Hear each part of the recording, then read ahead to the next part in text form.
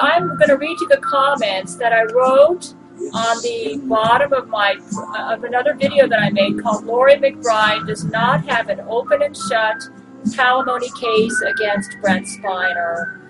The comments that I made for that video are so important that I want to make it into another video to discuss the comments. These two videos are the only videos where I encourage embedding on other websites.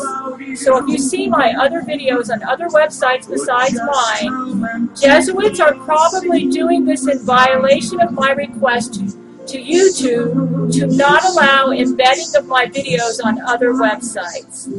I, Gail or Gabriel Chana, cannot do this subject justice in 10 minutes. This subject about, Brent Spiner, that Loree McBride does not have an open and shut palimony case against Brent Spiner. I can't do this subject justice in 10 minutes or even 20 minutes. But I'm currently working on a second book that will cover this subject in more depth. It's not fair to Brent that so many lies have prospered against him. I strive to free him. It not only helps Brent, it helps freedom and justice. In the meanwhile, check out my novel Silver Skies at Amazon Kindle for $8.99 in US dollars, set mostly in Brent Spiner's hometown. You may say, but you claim that Matthew McConaughey is also a victim of Jesuit plots, and he has appeared plenty of times on video with Camilla Alves. Yes, but Camilla Alves did not rape Matthew to obtain her relationship with him.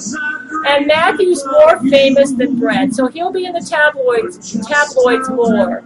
I think his attitude is, if you can't lick him, join him. Since he can't stop the tabloid lies about his love life, he's playing a game with the Jesuits. If he can't lick them, he'll join them. That's his game. However, I don't think he will legally marry Camilla Alves because he doesn't want to carry the game that far.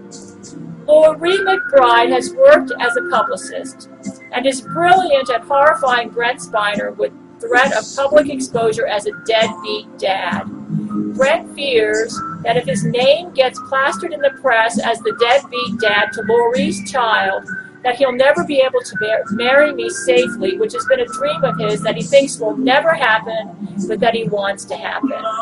So he plays her game to get her to shut up, even paying out palimony in court cases to her when he's not guilty. In other words, he's never had sex with Loree to have her baby.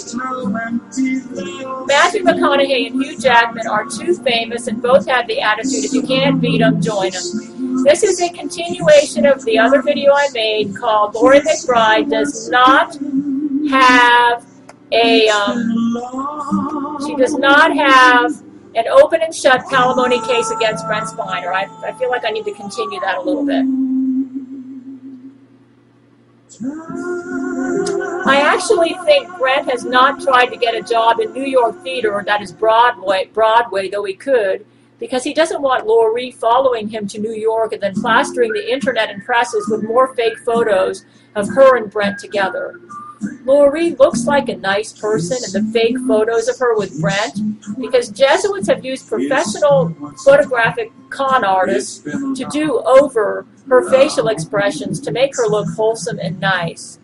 I remember her 1996 photos when she tried to seduce Italian film star Franco Nero, and the defiant look she had on her face in her Germany photos. This was December 1996, when Franco Nero exposed her to Brent.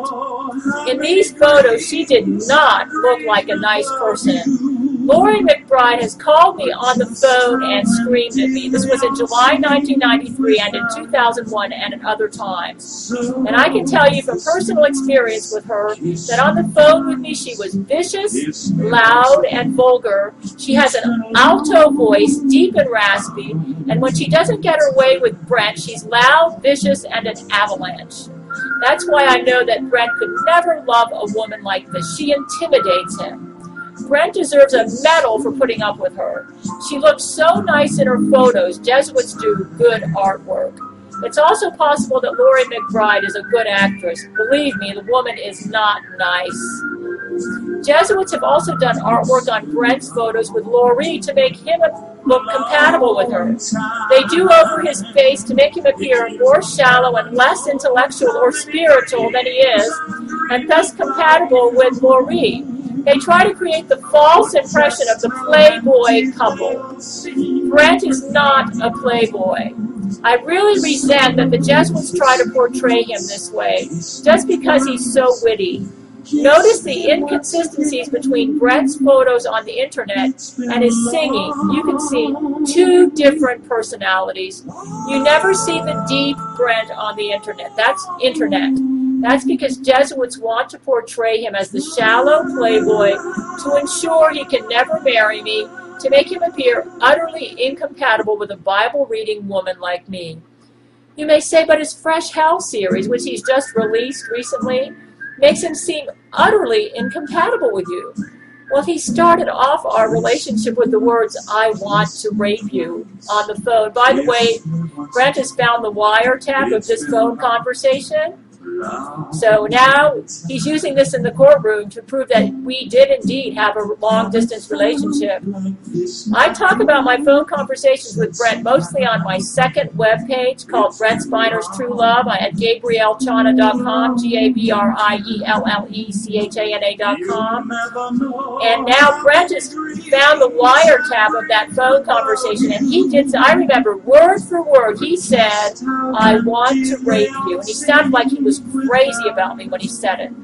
Like he'd been dreaming about me for over a year when he said it, like he'd been wanting to say it. And I also was getting a lot of phone calls in 1990 where I'd pick up the phone and I could tell there was somebody on the other end. I'd say, "Hello?" and they wouldn't answer.